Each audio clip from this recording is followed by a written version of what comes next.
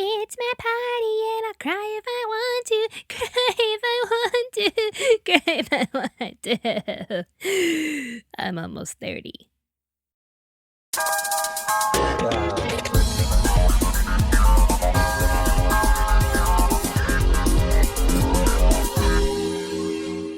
Hey there, Robin from Anime America here. So, we decided to do a top 10 list every month. We're just cool like that. Since we have a birthday in different months, we decided to have our own personal top 10 lists for our birthdays. That means that if it's our birthday month, we get to make any top 10 list we want. Anything.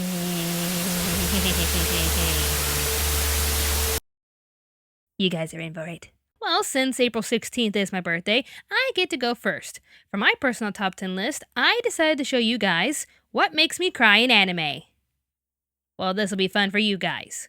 So, here we go. Top 10 scenes in anime that make me cry. You might want to grab your tissue boxes and get ready for some major spoilers. Spoilers, spoilers, spoilers.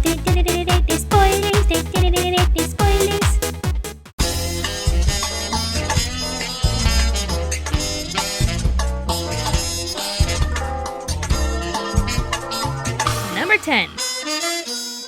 I'm sure you all know what will be on the list, including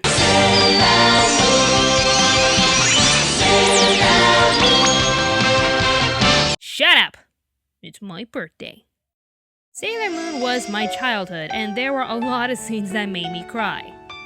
Ako-chan, Ami-chan, Minako-chan, Rei-chan. Aww.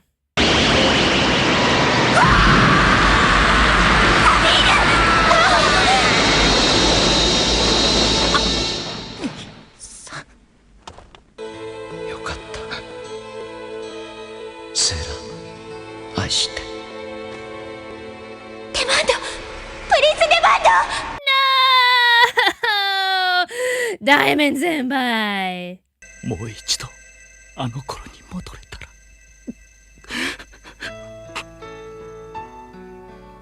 パパ！ホタル！ Oh, Papa.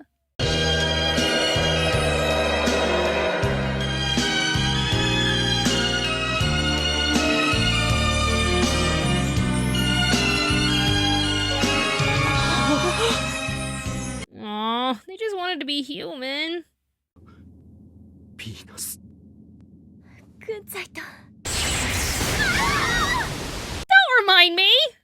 But with all those scenes that brought me down to tears, none of them could prepare me for the Sailor Moon Stars finale.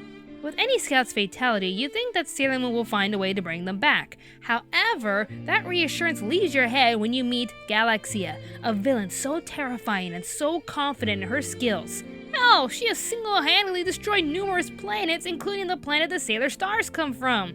So when she gets her hands on a star seed, that's it. She's way too strong and too smart to stop. So here we have an already emotional heroine losing her friends one by one, and there is nothing she can do to stop it.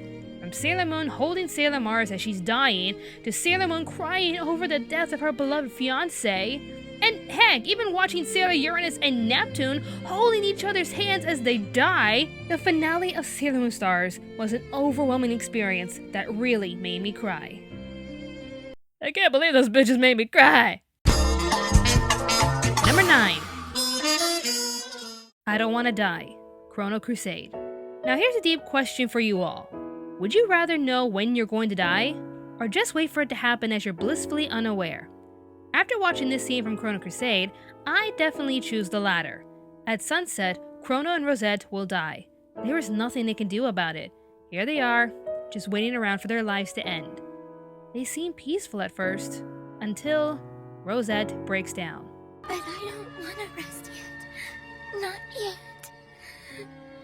I'm just so scared, Chrono. I'm scared. I don't want to die. I just want to live a little longer. Is that so wrong?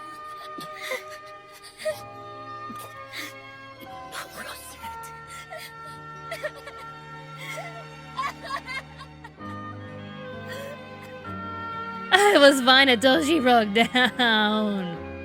Man, I never wanted to be in that position. There they are, holding onto each other, waiting to die, and she screams to the heavens, I don't want to die. Oh man, the tears wouldn't stop after that scene. So imagine what I had to go through when I had to fan dub it. Yeah, we used to fan dub stuff. Just watching her cry in sheer agony was just way too much for me to handle. Thank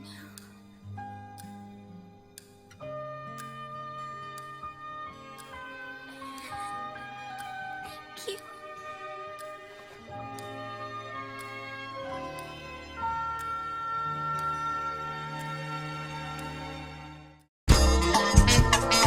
Number 8.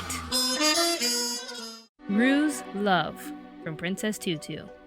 Just when you thought you knew Princess TuTu and the characters, everything changed in the second arc, especially for Rue.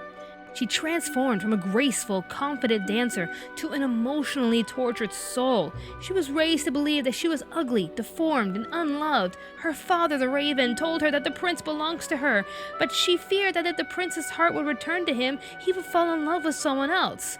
With her determination, she was able to turn the prince over to her side, but discovered what a big mistake she made as she watched the prince transform into the Raven's sacrifice.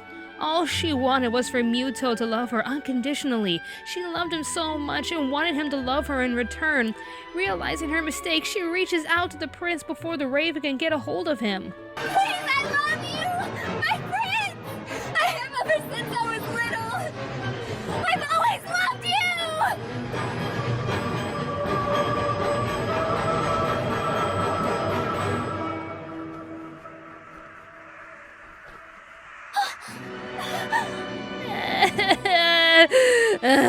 She loves you, man. She loves you. That is some damn good voice acting there. This poor, unloved girl sacrifices her life to save the one she loves, and the outcry she yells to try and save him really pulled at my heartstrings.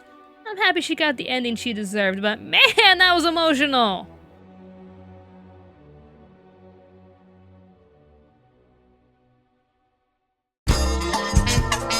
Number 7. Wolfman's Death. Wolf Children Ame and Yuki. Watching this movie, I fell in love with Hana's lover, the Wolfman. Did he ever get a name? I don't know, did he ever? I just don't know. I loved everything about this character. His behavior, his dreams, and his love for Hana made him an amazing character to watch. I really fell for him and adored how he behaved around Hana. How he found true happiness just by finding her, and how blissful he was when they started their family. What more can I say? I love this character and...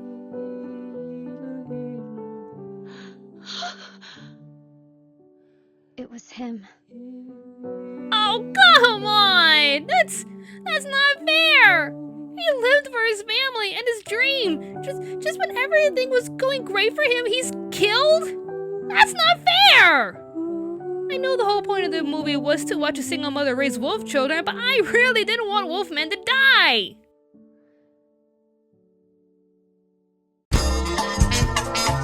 Number 6. Wake Up, Ash. Pokemon, the first movie.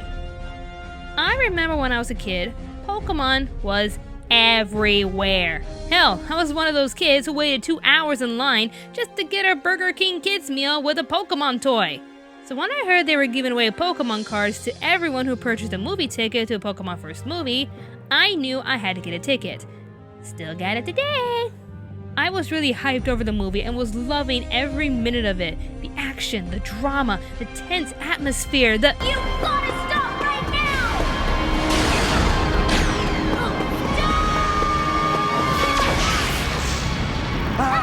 Oh no! Think of it!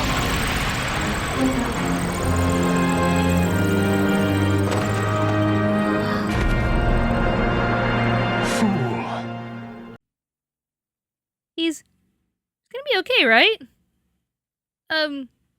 Mommy? He's gonna be okay, right? He's gonna be okay, right, Mommy? Pikachu! You can save him, right? You can save him, Pikachu!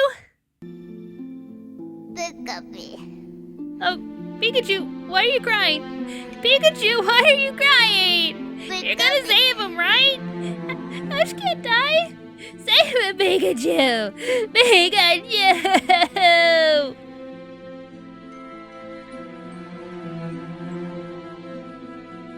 He lives. Through magical tears, he lives. It still made me cry as a kid! Number 5. Was I finally able to become your knight? Pretear. One of the biggest twists in anime was Sasame's betrayal.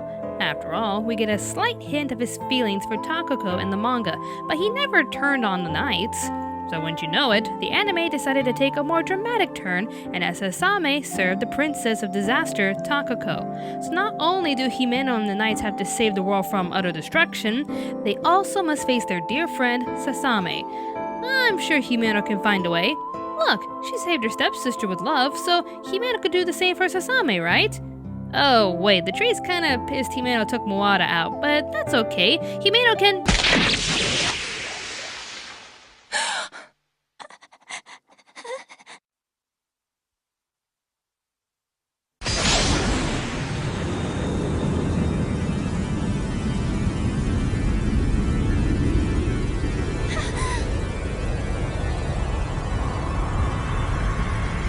I'm your knight. Yours and yours alone.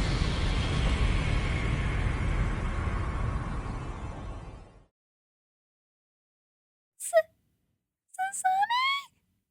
What are you doing, anime? What are you doing to me, anime? What really got me with this scene was Sasame proclaiming his love as he's dying. Takako slowly walks towards him, shocked over what just happened, and he asks her with his dying breath, Was I finally able to become your knight? That line pierced my heart. Sasame loved Takako more than anything in the world.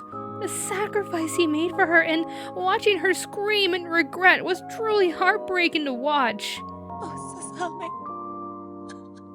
I've never felt like this before. If you'll just come back to me, I won't need anything else. I'll gladly accept any punishment, no matter how harsh it is. I'll take it. Even if you don't love me, it doesn't matter. Please come back. And then he comes back to life. Because Himeno was Madoka before Madoka was Madoka. I knew she could do it. Number 4. I love you. Angel Beats. Okay, we've talked about this scene a lot, but I just couldn't leave it out of my list. In the end of Angel Beats, the students have moved on, leaving Otonashi and Angel alone. Otonashi wishes to join Angel by staying in this high school limbo to help other spirits move on. That way, he can be with the girl he loves forever. Angel sadly tells him, however, that it could never happen. It turns out that when Angel was alive, she went through a heart transplant to try and prolong her life. The heart she received was actually Otonashi's heart. When she found out about this, she actually fell in love with him. So if she were to hear Otonashi's proclamation of love, her soul would be at peace, and she would fade away into reincarnation. Sure enough, Otonashi tells Angel how much he loves her as he holds her in his arms, crying. Angel closed her eyes, said thank you, and faded away. So many tears, man. The whole scene brought me down to tears. Just watching Otonashi crying over Angel was just emotional fuel. You can't walk away from that scene without shedding a few tears. At least we got that clip of them after rebirth, because these two definitely deserve happiness together.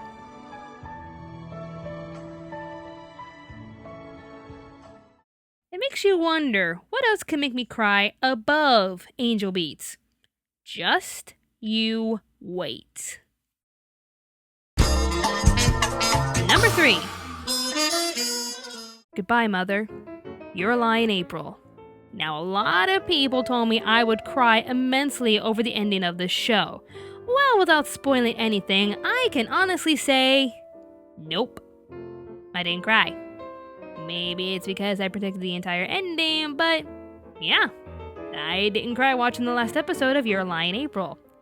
But I will say episode 13 made me cry a lot. Saying that Kosei has some deep emotional baggage related to his mother is an understatement. After he gave his best performance at a piano recital, Kosei runs to his mother only to get scolded over his lackluster performance. With deep anger, Kosei throws his music at her and yells at her. お前なんか死んじゃえばいいんだ Sure enough, his mother loses her battle to her illness, and Kosei is so traumatized that he can't hear the notes he plays on the piano anymore. Will someone please help this kid?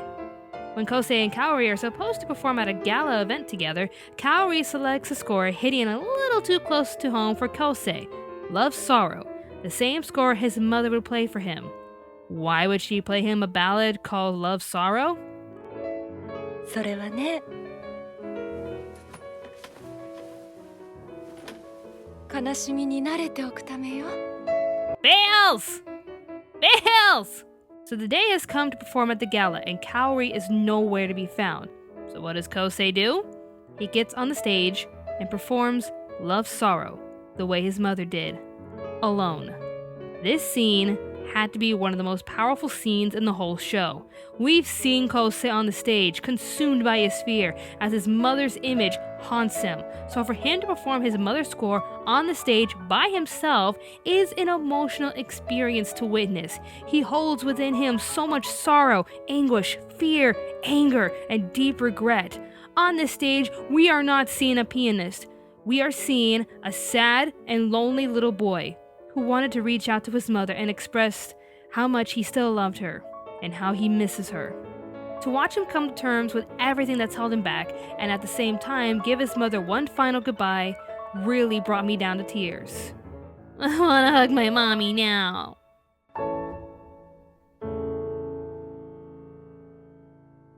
Sayonara. Number 2. Did you know there's a lot of emotional scenes in Fullmetal Alchemist?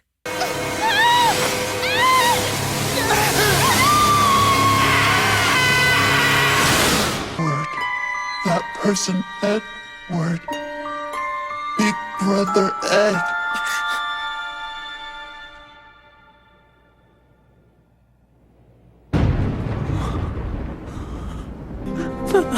Daddy said he has a bunch of work he needs to do! No! Stop it! Stop putting dirt on him! Daddy! I bet you didn't know that. Now, there are a lot of emotional moments of Fullmetal Alchemist that did make me cry. In most cases, I can rewatch them today and not cry since I know what's going to happen. However, there is one scene in Fullmetal Alchemist Brotherhood that gets me every time. No matter how many times I watch this scene, I will cry. And more than likely, I am crying as I am editing this part of the video. So what is the scene that I have chosen out of all of the emotional moments of Fullmetal Alchemist history?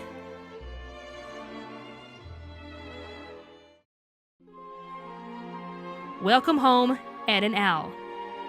There is just something about this scene that makes me cry every time I watch it. Is it the fact that these boys get the happy ending they deserve after all the traumatizing crap they've endured?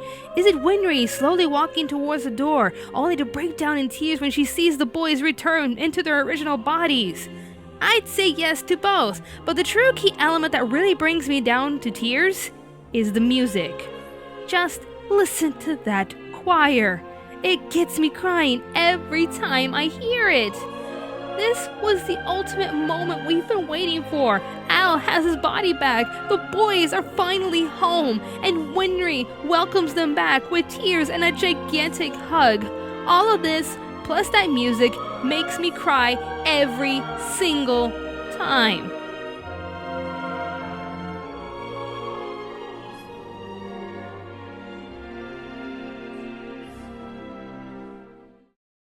So, did I cry as I was editing this part? Knew it. Honorable mention! Honestly, I don't think I can think of any other scene in anime that made me cry. I guess I'm tougher than I was in like a very, very sad emotional moment when I watched the scene, and Kenny's like, this is the saddest that. It made me cry, gushed out tears, because like, oh, this is... I'm never gonna live that down, am I? Yes, Nagisa's death from Clannad made me cry. I still don't like this show, and still think Afterlife was a mess, but Nagisa's death did make me cry. As Ushio's death made me flip a table in anger, and watching them come back to life just gave me new levels of nope that I could never imagine before. I'm only mentioning this scene because I know some of you faithful viewers remember me from the A-list top 10 saddest deaths of anime. It made me cry, gushed out tears. I cried! Moving on. And the number one scene in anime that made me cry is... What does My Dog Skip, Marley and Me, and I Am Legend have in common? Dead puppies. I will not watch these movies because I can't stand to watch animals sadly die. I just can't do it. So a certain anime comes along with a beautiful coming-of-age story, and guess what happens? Where's my tissue box again?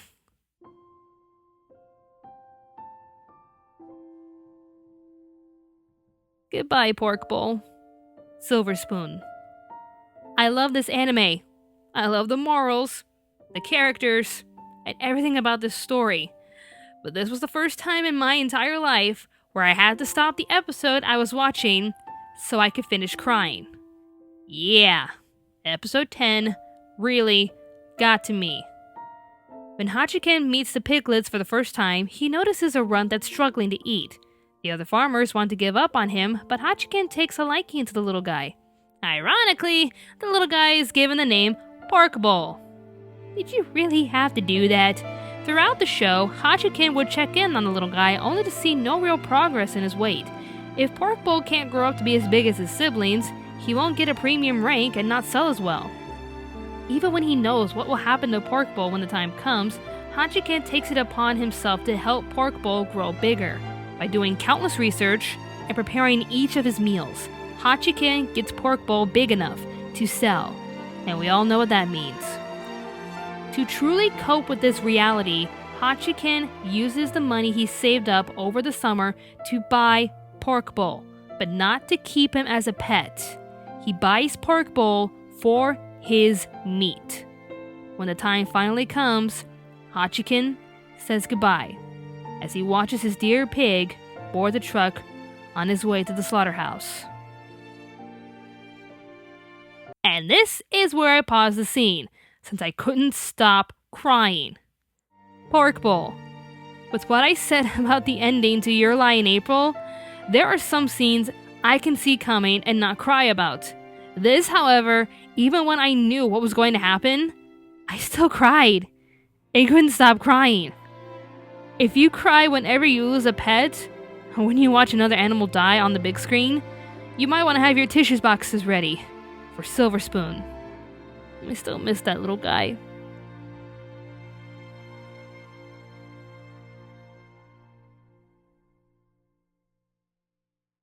Thank you all so much for watching my personal top 10 list. Maybe next year I'll do a list called Top 10 Animes Everyone Likes But I Don't. Trust me, there's a lot of them.